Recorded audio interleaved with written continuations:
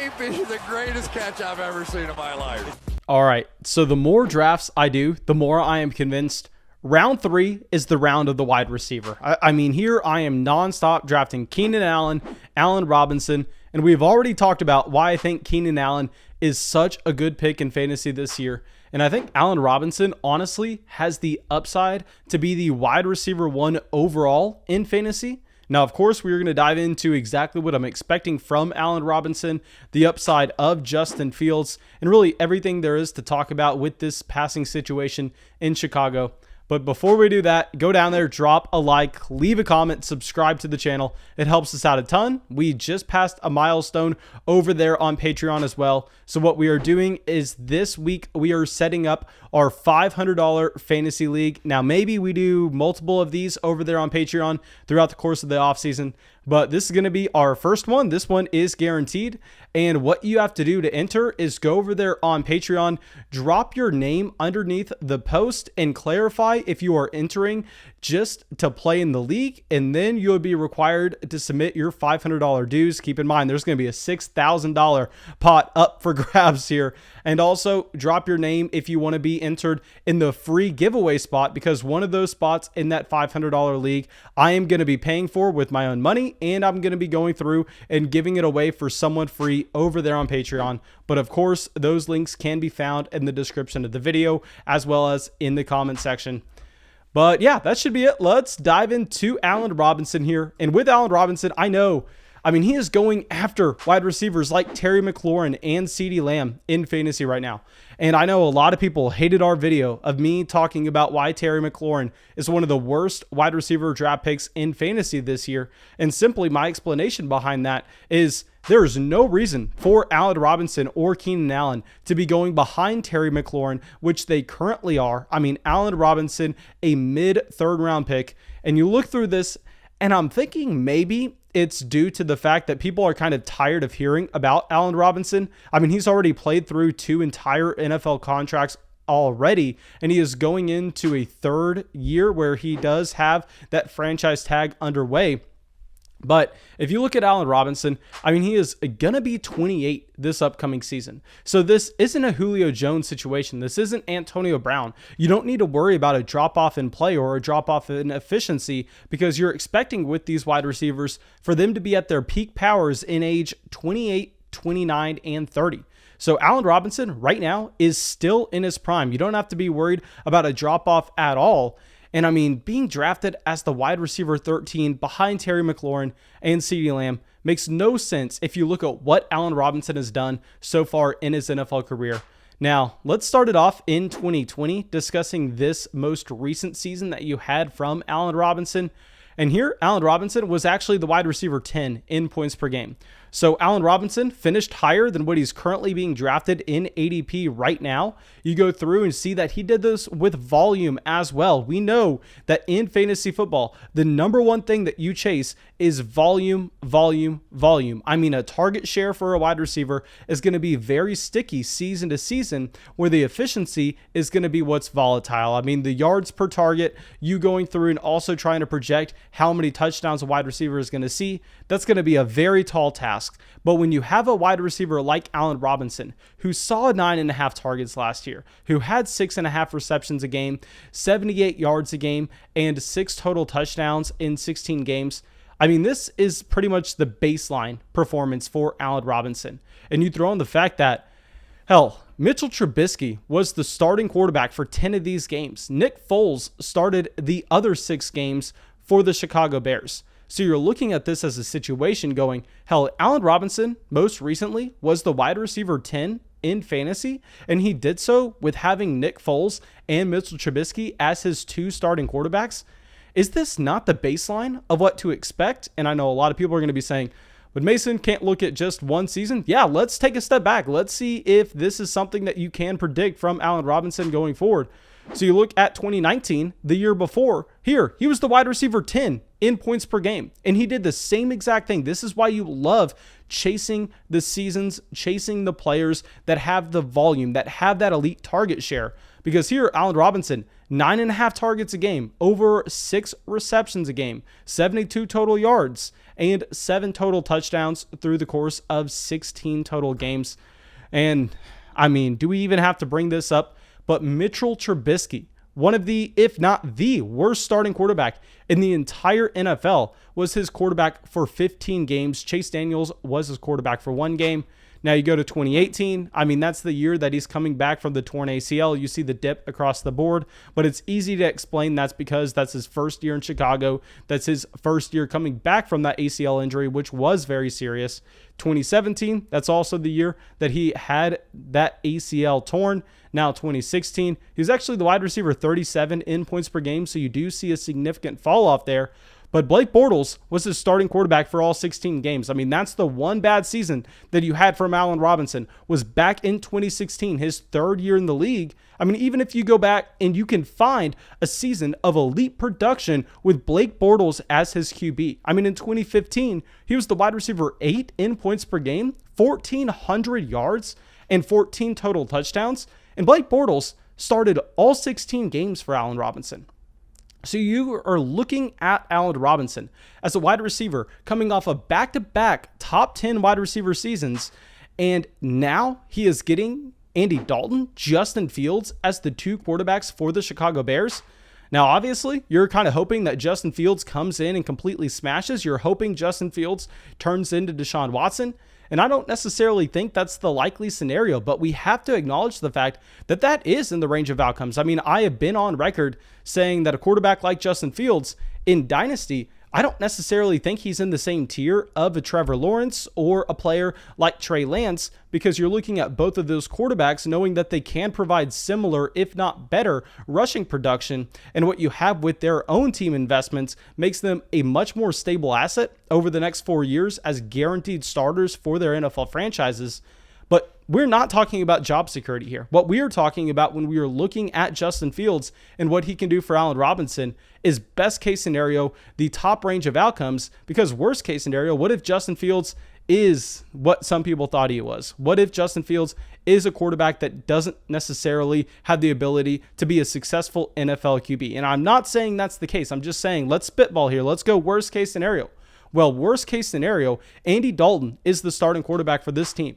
And I think we can all agree, while Andy Dalton is nothing close to a quarterback that is going to provide you fantasy success, going to provide you NFL success, or really anything you can get excited about, can we all agree at the very minimum that he is better than the combination of Mitchell Trubisky and Blake Bortles? Now, I think that's something that's very reasonable to say. I mean, I don't think I am having a hot take here in the slightest to say that Andy Dalton is better than both of those quarterbacks that Allen Robinson has dealt with throughout his entire NFL career. Allen Robinson posting top 10 wide receivers with those quarterbacks. So we are going worst case scenario for Allen Robinson this season. He still sees a quarterback upgrade. I mean, even if that is only Andy Dalton. But what's the likely scenario? What's the best case scenario? The best case scenario here is Justin Fields comes in and he is Deshaun Watson. Deshaun Watson puts up a historic rookie season at the quarterback position. I think that is in the range of outcomes for Justin Fields. And when that happens, if you look across the entire offense, I mean, where's the production going to go to? Because you're looking at Justin Fields as a quarterback that is not going to necessarily be Jalen Hurts. He's not going to be Lamar Jackson. While, yes, you can get excited about him in fantasy because he does run an elite 40-yard dash time, because he is a hyper-mobile quarterback that can pick up rushing yards, he is still going to have the capability with his arm strength and with his accuracy to be a high-volume passer as well if he does hit his best-case scenario.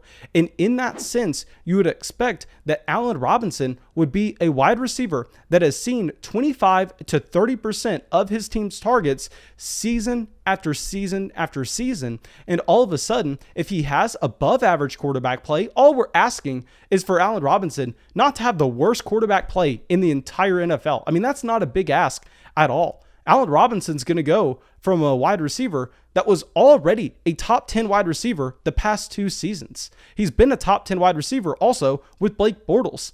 And now you're asking him to get that quarterback upgrade and just finish as the wide receiver 13.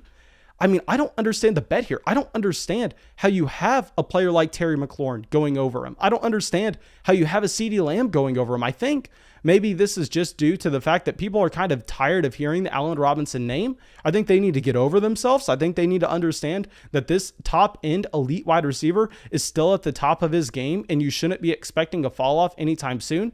So yeah, Allen Robinson, I mean, if Keenan Allen isn't there in the 3rd round, you better believe Allen Robinson is someone I'm coming away with more times than not. But if we go across the rest of this offense as well, let's talk about some other players here. Let's bring up Justin Fields, who we have already discussed. And I've been on record in saying in those Dynasty Superflex rookie drafts, when Justin Fields was going as the 102 over Trey Lance, I said that was crazy. I said Trey Lance was the clear option.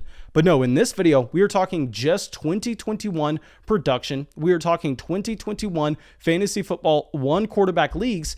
And it's an entirely different thesis here with Justin Fields, because we talk about all the time in a 12-man, 1 quarterback redraft league. I mean, job security, long-term outlook, worst case scenario simply doesn't matter, because there has been a long strategy to have in these 1 quarterback formats to go through, play the matchups, stream the position. You can still come away with mid quarterback 1 production if you know what you are doing. So you don't have to worry about whiffing on your quarterback. If you whiff on your quarterback, you are still completely fine.